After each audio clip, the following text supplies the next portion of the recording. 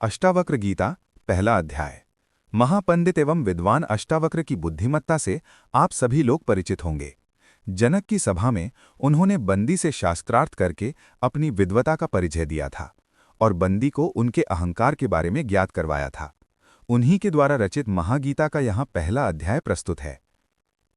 वयोवृद्ध राजा जनक बालक अष्टावक्र से पूछते हैं, हे प्रभु, ज्ञान की प्राप्ति कैसे होती है, मुक्ति कैसे प्राप्त होती है, वैराग्य कैसे प्राप्त किया जाता है, ये सब मुझे बताएं।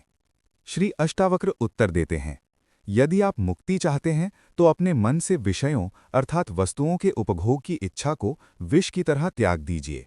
क्षमा, सरलता, दया, संतोष तथा सत्य का अमृत की तरह सेवन कीजिए। आप न पृथ्वी हैं, न जल, न अग्नि, न वायु अथवा आकाश ही हैं। मुक्ति के लिए इन तत्वों के साक्षी चैतन्य रूप आत्मा को जानिए। यदि आप स्वयं को इस शरीर से अलग करके चेतना में विश्राम करें तो तत्काल ही सुख, शांति और बंधन मुक्त अवस्था को प्राप्त होंगे। आप ब्राह्मण आदि सभी जातियों अथवा ब्रह्मचर्य आदि सभी आश्रमों से परे हैं तथा आंखों से दिखाई न पड़ने वाले हैं। आप निर्लिप्त, निराकार और इस विश्व के साक्षी हैं, ऐसा जानकर सुखी हो जाएं। धर्म, अधर्म, सुख, दुख मस्तिष्क से जुड़े हैं, सर्वव्यापक आप से नहीं। न आप करने वाले हैं और न भोगने वाले हैं, आप सदा मुक्त ही हैं।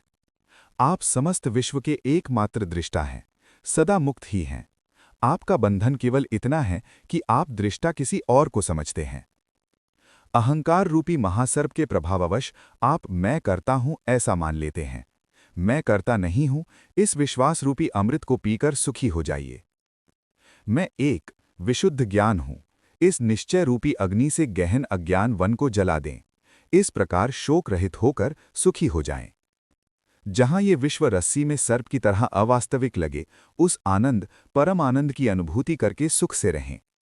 स्वयं को मुक्त मानने वाला मुक्त ही है और बद्ध मानने वाला बंधा हुआ ही है। ये कहावत सत्य ही है कि जैसी बुद्धि होती है वैसी ही गति होती है। आत्मा साक्षी, सर्वव्यापी, पूर्ण, एक, मुक्त, चेतन, अक्रिय, असंग, इच्छा रहित एवं शांत है। भ्रमवशी ये सांसारिक प्रतीत होती है। अपरिवर्तनीय, चेतन व अद्वैत आत्मा का चिंतन करें और मैं के भ्रमरूपी आभास से मुक्त होकर बाह्य विश्व की अपने अंदर ही भावना करें। हे पुत्र, बहुत समय से आप मैं शरीर हूं इस भाव बंधन से बंधे हैं। स्वयं को अनुभव कर ज्ञान रूपी तलवार से इस बंधन को काटकर सुखी हो जाएं। आप असंग, अक्रिय, स्वयं प्रकाशवान तथा सर्वथा दोष मुक्त हैं। आपका ध्यान द्वारा मस्तिष्क को शांत रखने का प्रयत्न ही बंधन है। ये विश्व तुम्हारे द्वारा व्याप्त किया हुआ है, वास्तव में तुमने इसे व्याप्त किया हुआ है। तुम शुद्ध और ज्ञान स्वरूप हो, छोटेपन की भावना से ग्रस्त मत हो। आप इच्छा रहित, विकार रहित, घन, शीतलता के धाम, अगाध बुद्धिमान हैं। शांत होकर केवल चैतन्य की इच्छा वाले हो जाइए। आकार को असत्य जानकर निराकार को ही चिरस्थायी मानिए। इस तत्व को समझ लेने के बाद पुनः जन्म लेना संभव नहीं है। जिस प्रकार दर्पण में प्रतिबिंबित रूप उसके अंदर भी है और बाहर भी, उसी प्रकार परमात्मा इस शरीर के भीतर भी निवास करता है और उसके बाहर भी। जिस प्रकार एक ही आकाश पात्र के भीतर और बाहर व्याप्त है, उसी प्रकार शाश्वत और सतत परमात्मा समस्त प्राणियों में विद्यमान है। कहा जाता है कि अष्टावक्र द्वारा रचित महागीता का एक श्लोक 1000 माणिकों की तुलना में भी बहुत अमूल्य है, क्योंकि अष्टावक्र गीता के श्लोकों में गागर में सागर भरने जैसा बताया गया है। लोकहित के लिए गीता बहुत ही महत्वपूर्ण ग्रंथ है, जिसे पढ़ना भी आवश्यक है। अष्टावक्र गीता अद्वैत वेदांत का अत्यंत उच्च और तीक्ष्ण ग्रंथ है। ये संवाद है महर्षि अष्टावक्र और राजा जनक के बीच। इसमें साधना के क्रम, कर्मकांड या बाह्य तप पर नहीं, बल्कि प्रत्यक्ष आत्मबोध पर बल दिया गया है। अध्याय 1 में राजा जनक की जिज्ञासा और अष्टावक्र का सीधा, निर्भय उपदेश है, जो शिष्य को तुरंत आत्म साक्षात्कार की ओर ले जाता है।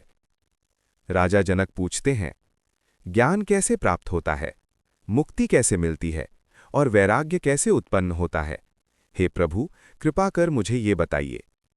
ये प्रश्न एक साधारण व्यक्ति का नहीं, बल्कि पूर्ण पात्र शिष्य का है। जनक के भीतर संसार से वैराग्य नहीं, बल्कि सत्य को जानने की तीव्र आकांक्षा है। वे विधि नहीं, तत्व पूछते हैं।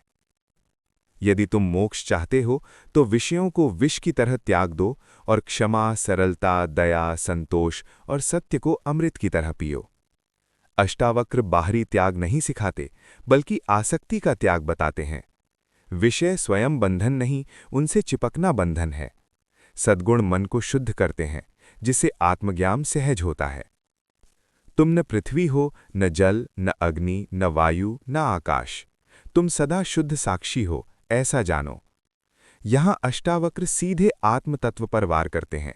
वे कहते हैं, तुम तत्वों से बना शरीर नहीं हो, बल्कि उन्हें देखने वाले चेतन साक्षी हो। यदि तुम देह से स्वयं को अलग मानकर चेतना में विश्राम कर सको, तो इसी क्षण सुखी, शांत और मुक्त हो जाओगे। मुक्ति भविष्य की घटना नहीं है। जैसे ही मैं शरीर हूं का भ्रम टूटता है, मुक्ति अभी और यहीं घट जाती है। तुम न ब्राह्मण हो, न क्षत्रिय, न शूद्र, न सन्यासी। तुम न बंधे हो, न मुक्त। तुम शुद्ध चेतना हो। आत्मा की कोई जाति, पद या भूमिका नहीं होती। तुम न कर्ता हो, न भोक्ता। तुम केवल ज्ञान स्वरूप साक्षी हो, निर्लेप और निराश्रय। सारा दुख मैं करता हूं और मुझे मिला से पैदा होता है। ये भ्रम मिटते ही शांति प्रकट होती है। तुम सबके एकमात्र दृष्टा हो। तुम्हारा बंधन केवल इतना है कि तुम अपने को दृष्टा नहीं मानते। साक्षी बनते ही बंधन टूट जाता है। देखने वाले को देखने लगो, यही साधना है। मैं करता हूं, ये विषैले सर्प का दंश है। मैं करता नहीं हूं, इस अमृत को पीकर सुखी हो जाओ। अहंकार ही मूल बंधन है। उसके गिरते ही सहज आनंद प्रकट होता है। मैं एक शुद्ध चेतना हूं, ऐसा जानकर वासनाओं को छोड़ दो। संसार को स्वप्न की तरह देखो। जब आत्मज्ञान दृढ़ होता है, तब संसार बाधा नहीं बनता, केवल दृश्य रह जाता है। अध्याय 1 का सार। आत्मा अभी मुक्त है। बंधन केवल भ्रम है। देह बुद्धि छोड़ते ही मुक्ति। कर्तापन त्याग ही परम साधना है। ज्ञान कोई अभ्यास नहीं, पहचान है। अष्टावक्र गीता का पहला अध्याय झकझोर देता है। ये कहता है, तुम वही हो जिसकी खोज कर रहे हो। ये ग्रंथ सुनने या पढ़ने से अधिक ठहर कर देखने का आमंत्रण है। नमस्ते।